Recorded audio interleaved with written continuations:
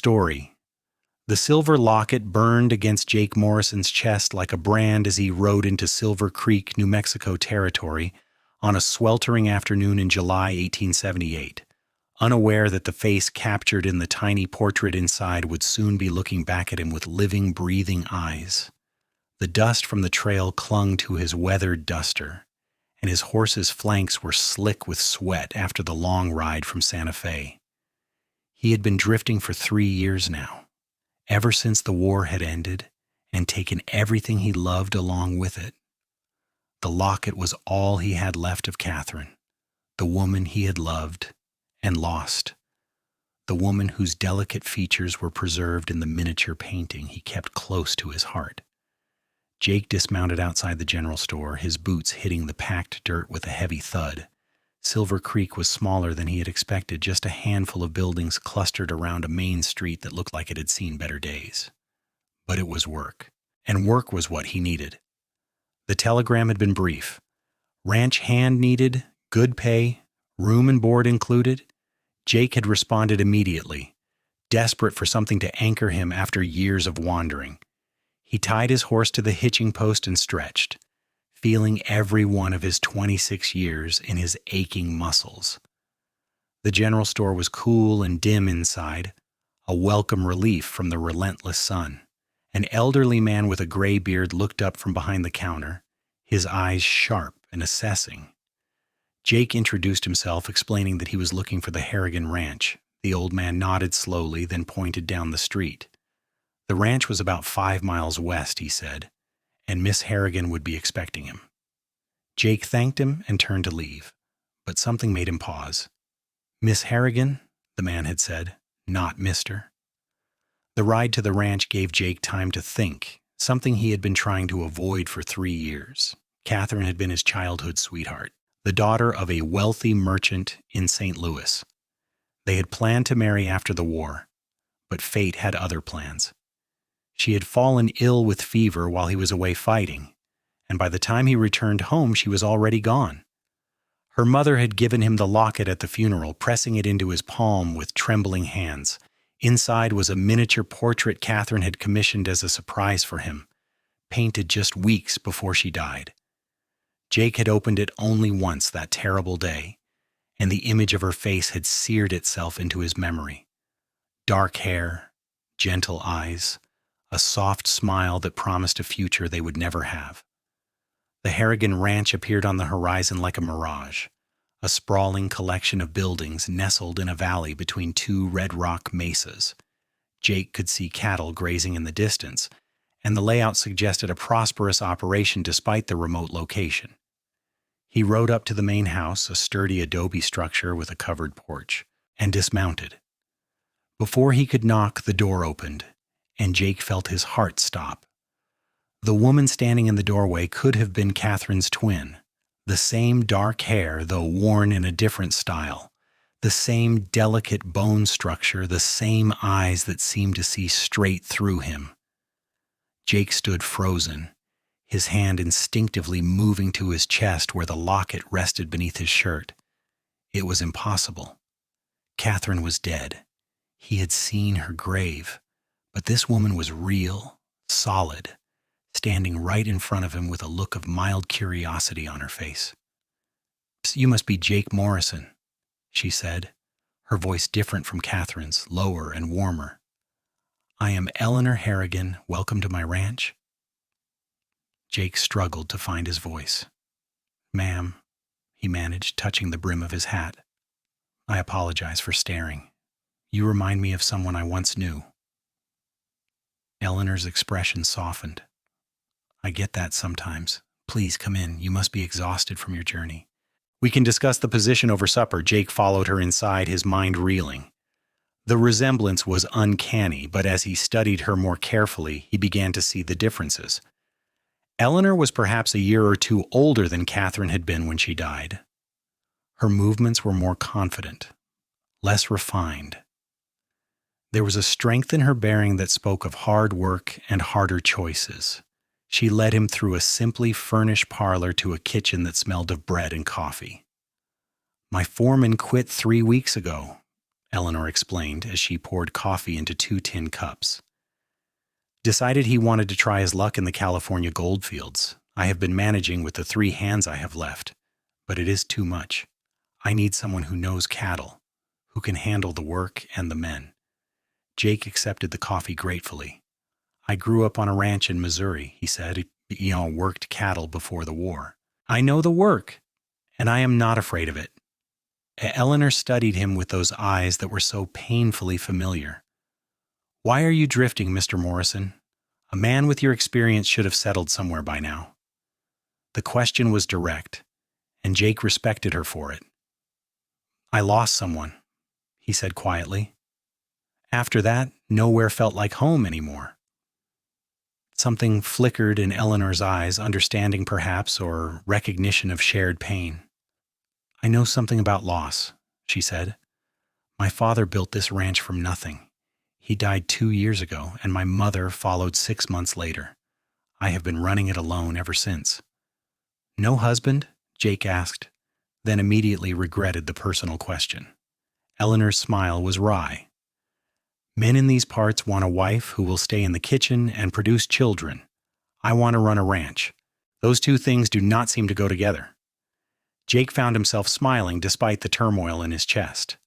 Some men might find that attractive. Then they are few and far between, Eleanor replied. She stood all business again.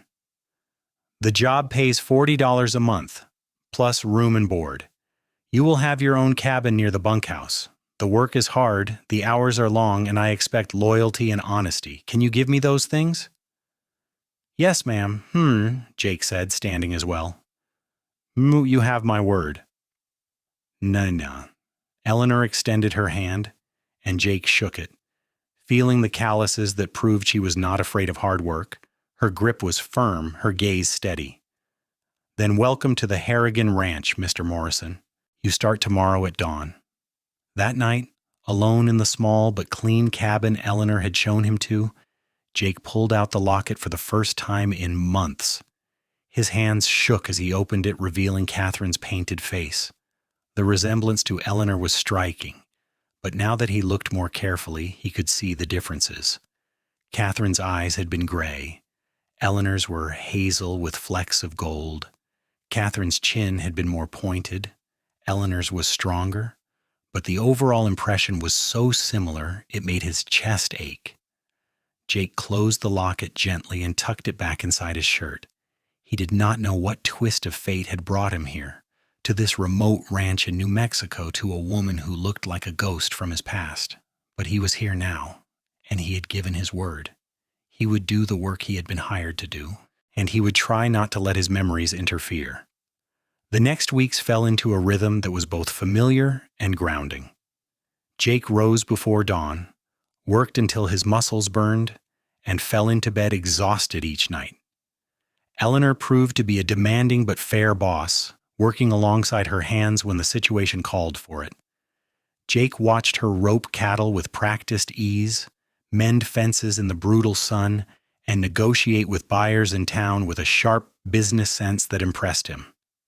The other ranch hands, 2 brothers named Tom and Will Cooper, and an older man called Hank, accepted Jake quickly once they saw he knew his business. But it was Eleanor who occupied Jake's thoughts more than he wanted to admit. He found himself watching her when he thought she was not looking, cataloging the ways she was different from Catherine. Eleanor was stronger, more independent. Her laughter quick and genuine when something amused her. Catherine had been gentle, raised in comfort and luxury. Eleanor had been forged by hardship and loss. She was her own woman, answerable to no one, and Jake found that quality deeply attractive. One evening in late August, Jake was working late in the barn, repairing a saddle by lantern light, when Eleanor appeared in the doorway. She looked tired, her hair escaping from its braid, dust streaking her face. "You are still working, she observed. "This saddle will not fix itself," Jake replied, not looking up from his stitching. "Tom needs it tomorrow for the drive to the south pasture." Eleanor came closer, watching his hands work with practiced efficiency. "You are good at this, better than good." My father taught me, Jake said. He believed a man should know how to make and fix his own tools. Smart man, Eleanor said. She was quiet for a moment, then added, You have been here almost 2 months, Jake. You are the best foreman I have had, but I see the way you look at me sometimes, like you are seeing a ghost. Jake's hands stilled.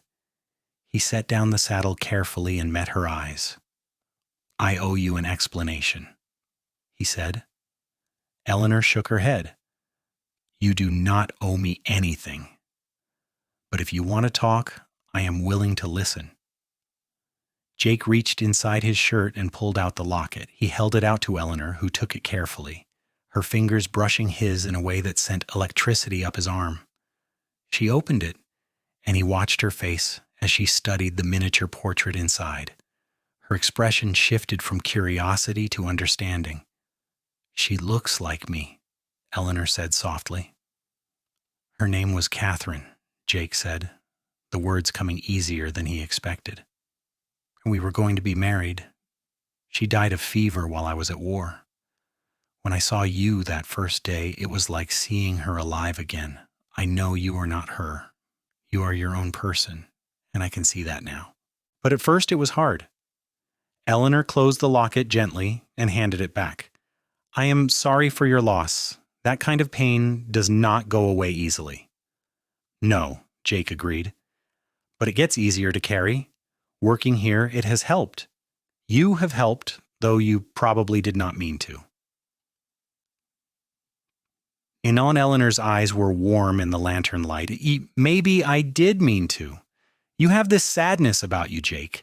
I recognized it because I carried the same thing after my parents died. I thought maybe we could help each other carry our burdens. Jake stood, the locket still in his hand. Say, Eleanor, I need you to understand something. When I first came here, I saw you and thought about her. But now when I see you, I just see you. The woman who can outride half her hands, the woman who fights for every inch of her land and her independence, the woman who makes terrible coffee but the best cornbread I have ever tasted. Eleanor laughed, a surprise sound that made Jake smile. My coffee is not that bad. Nina. It is worse, Jake said, his tone teasing. But I am not complaining. The mood shifted, becoming something heavier, charged with possibility. Eleanor took a step closer. What are you saying, Jake? I am saying that I think I am falling in love with you, Jake said, the words feeling both terrifying and liberating. Not because you look like someone I lost, but because you are Eleanor Harrigan, and you are remarkable. I understand if you do not feel the same. I am just a drifter you hired, and you have your own life, your own plans, but I needed you to know. Eleanor reached out and took his hand, her fingers warm and strong around his. I have been trying not to fall in love with you, she admitted. I told myself it was a bad idea, that you worked for me, that it would complicate everything. But I look forward to seeing you every morning. I find excuses to work near you. I think about you when I should be thinking about cattle prices and fence repairs. So what do? Jake asked, hardly daring to breathe. We stop fighting it, Eleanor said simply. She rose on her toes and kissed him, and Jake felt something inside him that had been frozen for 3 years finally begin to thaw. The kiss was gentle at first, tentative, then deeper as they both gave in to what they had been denying. When they finally broke apart, both were breathing hard. I am still your boss, Eleanor said, her voice slightly unsteady. Yes, ma'am, Jake said, grinning. Does that mean I still have to drink your terrible coffee? Eleanor swatted his arm playfully. It means you're going to teach me how to make better coffee, or you can make it yourself from now on. They stood in the barn, hands linked, the lantern casting long shadows around them. Jake felt lighter than he had in years, as if acknowledging his feelings for Eleanor had lifted a weight from his shoulders. He tucked the locket back inside his shirt, but this time it did not feel like a burden. It felt like a blessing, a reminder that he had loved before and could love again. The months that followed were the happiest Jake could remember. He and Eleanor were careful not to flaunt their relationship in front of the hands, maintaining professionalism during working hours, but everyone on the ranch could see the change in them. Eleanor smiled more, laughed more. Jake lost the haunted look that had shadowed his eyes. They stole moments together when they could, riding out to check on distant herds and taking the long way back, talking about everything and nothing. In October, as the air turned crisp and the cottonwoods along the creek blazed gold, Jake made his decision. He rode into town and visited the jeweler, a thin man with spectacles who looked at Jake with curiosity when he explained what he wanted.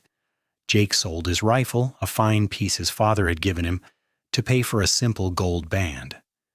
It was not fancy, but it was honest, and he thought Eleanor would appreciate that.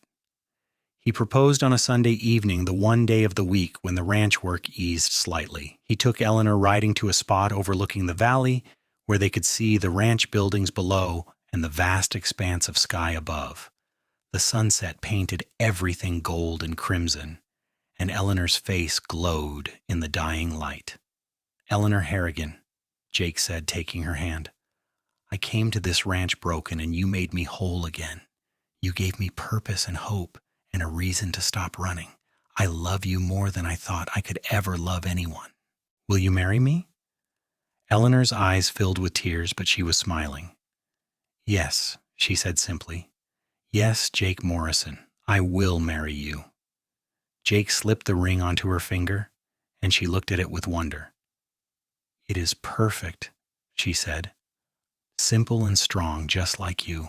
And they married in November, in a small ceremony at the church in Silver Creek. Tom and Will stood up as witnesses, along with the wife of the general store owner. Eleanor wore a simple blue dress, her hair loose around her shoulders, and Jake thought she was the most beautiful thing he had ever seen. When the preacher pronounced them husband and wife, Jake kissed her with all the love and gratitude he felt, and the small congregation applauded. That night, in the main house that was now their shared home, Eleanor showed Jake something she had been keeping. It was a daguerreotype of her mother, taken when she was about Eleanor's age. The resemblance between mother and daughter was strong, but what caught Jake's attention was that the woman in the photograph looked nothing like Catherine. The similarity he had seen between Eleanor and his lost love had been real, but it was not as profound as he had first thought. His grief and shock had magnified it, made him see what he expected to see. "I wanted you to see this," Eleanor said, "so you would know that what we have is ours alone. I am not a replacement for anyone." Jake pulled her close, kissing her forehead. "I know that," he said. "You are Eleanor, my wife, and I love you for exactly who you are." They built a life together through that winter and into the spring. Jake proved himself not just a good foreman, but a skilled partner in running the ranch. He had ideas for improving the herd, for better water management, and Eleanor listened and implemented the ones that made sense. They made decisions together, argued sometimes, but always with respect and love underlying everything.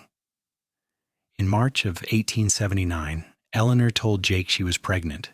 He had been mending a fence in the north pasture when she rode out to find him, and the look on her face told him it was important before she even spoke. When she gave him the news, Jake felt a surge of joy so intense it nearly knocked him over. He swept her into his arms, spinning her around until she laughingly protested that he would make her dizzy. "A baby," Jake said, setting her down gently, as if she might break. Our baby," Eleanor confirmed, placing his hand on her still flat stomach. "Are you happy?" "Happy does not begin to cover it," Jake said. He thought about Catherine briefly, about the family they would never have, and felt only a gentle sadness, not the wrenching grief of before. That part of his life was over, laid to rest with honor. This was his future, standing in front of him with bright eyes and his child growing inside her. Eleanor's pregnancy progressed smoothly, though she insisted on working far longer than Jake was comfortable with. He fussed over her, and she tolerated it with good humor, knowing it came from love. In October, as the leaves turned gold again, Eleanor went into labor. Jake rode for the doctor in town, pushing his horse harder than he probably should have, and returned to find the ranch in controlled chaos. The doctor's wife, who served as midwife, had already arrived, summoned by Tom, who had ridden out earlier. Jake paced outside the bedroom for what felt like years, listening to Eleanor's cries and feeling utterly helpless.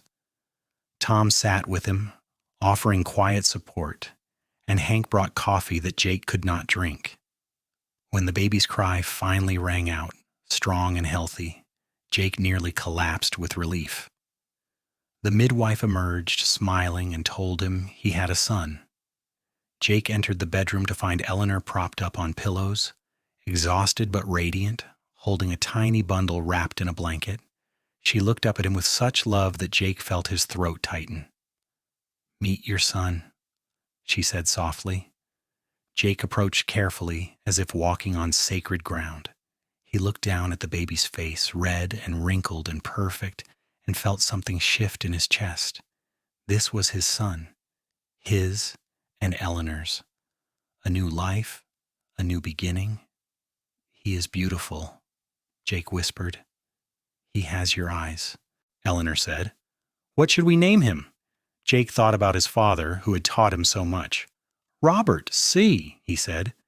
"After my father, Robert James Morrison, if that suits you." "Robert," Eleanor repeated, smiling. "Bobby, it is perfect."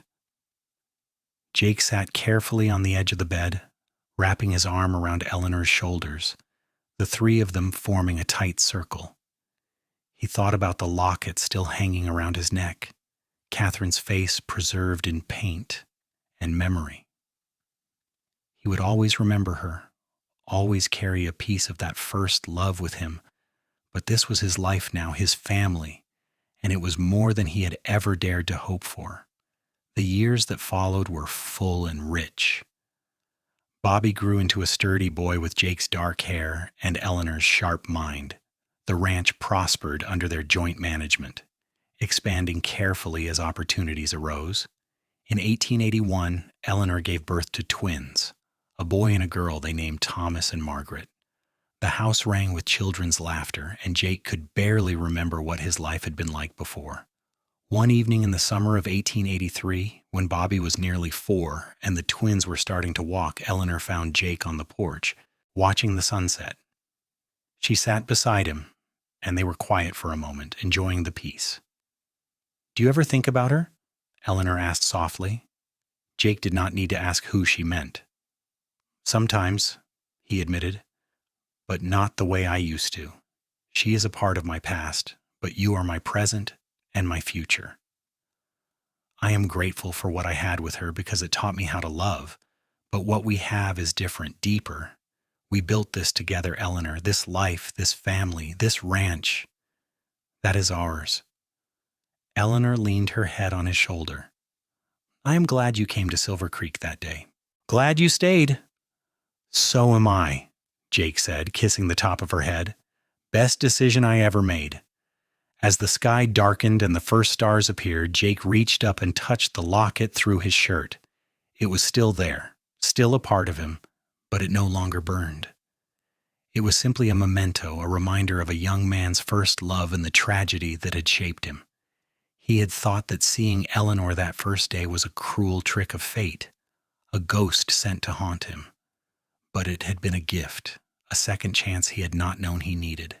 Inside the house, Bobby called for his father, and Jake stood, offering his hand to Eleanor.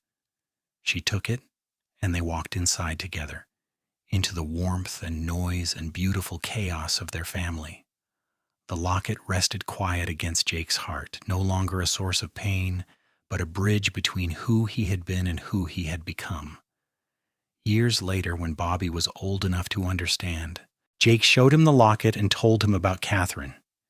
He explained that sometimes people lose those they love, but that loss does not have to be the end of the story. Sometimes it is the beginning of something new, something different, but equally precious. Bobby listened carefully, holding the locket with reverence, and then handed it back to his father. Mother is lucky you found her, Bobby said with the simple wisdom of youth. I am the lucky one, Jake replied. She found me when I did not even know I needed finding, Ninian Zays. Jake Morrison looked out over the land he and Eleanor had built together, watching his children play in the yard and his wife directing the evening work with calm efficiency. He felt a peace that had eluded him for so long. The locket had brought him here, to this moment, to this life. Catherine's face in the portrait had looked so much like Eleanor's that first day, a resemblance that had shocked him into staying when he might have run.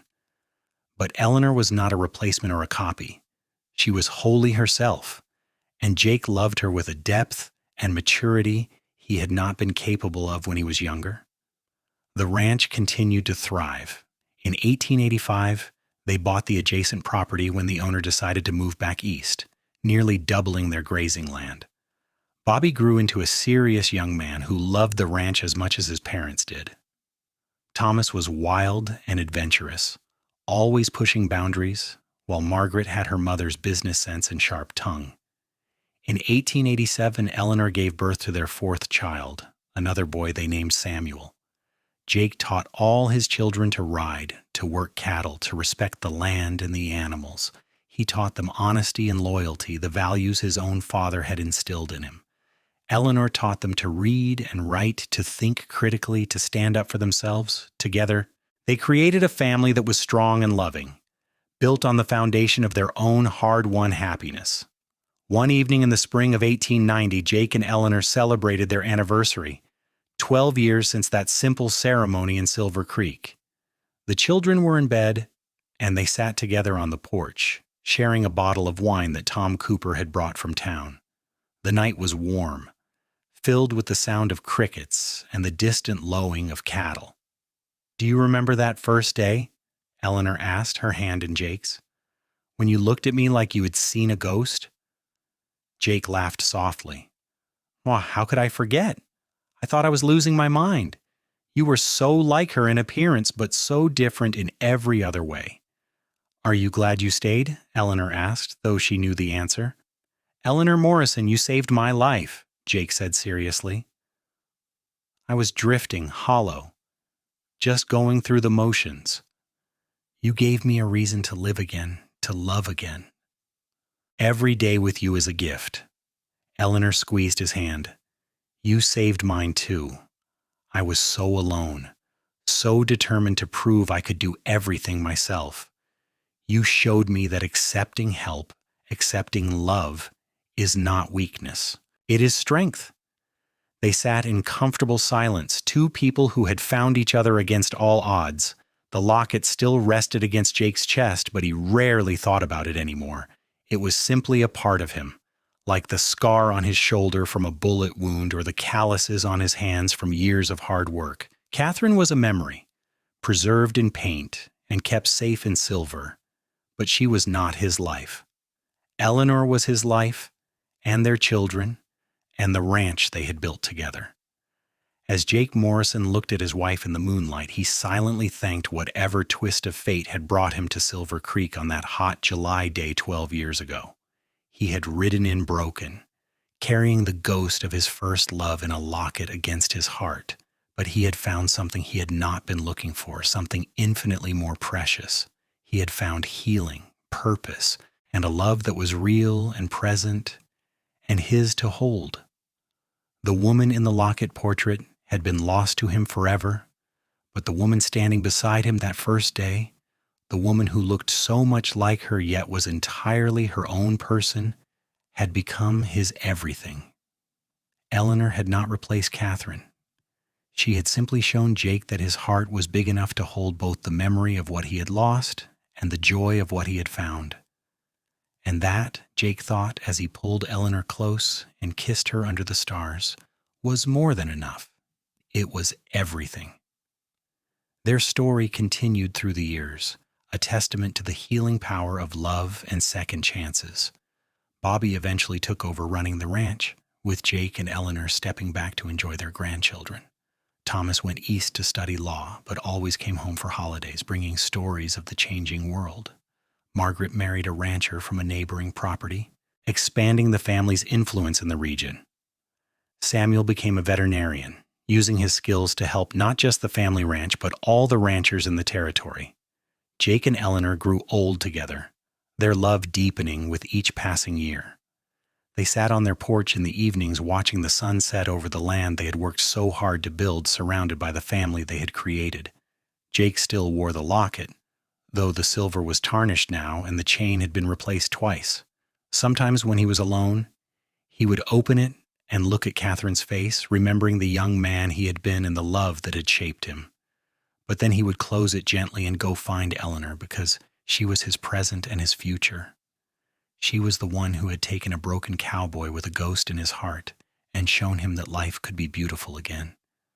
The Locket portrait had shown him his lost love, but when he looked up that first day, really looked, he had seen his future standing right in front of him, and he had been wise enough, or perhaps desperate enough, to reach for it. In the end, that was the real miracle. Not that Eleanor looked like Catherine, though that resemblance had brought Jake to the ranch. The miracle was that Jake had been brave enough to see past the ghost, to recognize the living, breathing woman in front of him, and to open his heart to love again. Eleanor had done the same, seeing past her own fears and independence to let someone in. Together they had created something neither could have built alone, a life full of love, laughter, hard work, and deep satisfaction. As Jake Morrison held his wife close in the twilight of their lives, he knew with absolute certainty that he was the luckiest man alive. The locket against his heart beat in time with Eleanor's pulse, the past and present finally at peace. He had lost Catherine, and that loss had nearly destroyed him. But that loss had also led him here, to this ranch, to this woman, to this life. And for that, he would be forever grateful. The portrait in the locket had shown him what he had lost, but the woman standing in front of him that July day in 1878 had shown him what he could have if he was brave enough to reach for it. Jake had taken that chance, and it had made all the difference. Their love story was not without its challenges, but it was real and true and lasting. And when Jake Morrison finally closed his eyes for the last time, many years later, surrounded by his children and grandchildren, Eleanor's hand in his, he did so with a smile on his face and peace in his heart. He had loved deeply twice in his life, and both loves had made him who he was. But it was Eleanor who had given him the life he had always dreamed of, and for that gift, he would be eternally grateful. Description: in 1878 New Mexico territory, Jake Morrison rides into Silver Creek carrying a locket with his lost love's portrait inside, never expecting to see her face on the living, breathing woman who hires him as her ranch foreman. Eleanor Harrigan's uncanny resemblance to Catherine, the woman Jake lost to fever, shocks him to his core. But as he works alongside the fierce, independent rancher, he discovers that Eleanor is entirely her own remarkable person. Two broken souls find unexpected healing and a second chance at love under the vast western sky. Watch as grief transforms into hope, and a cowboy's haunted heart learns to love again.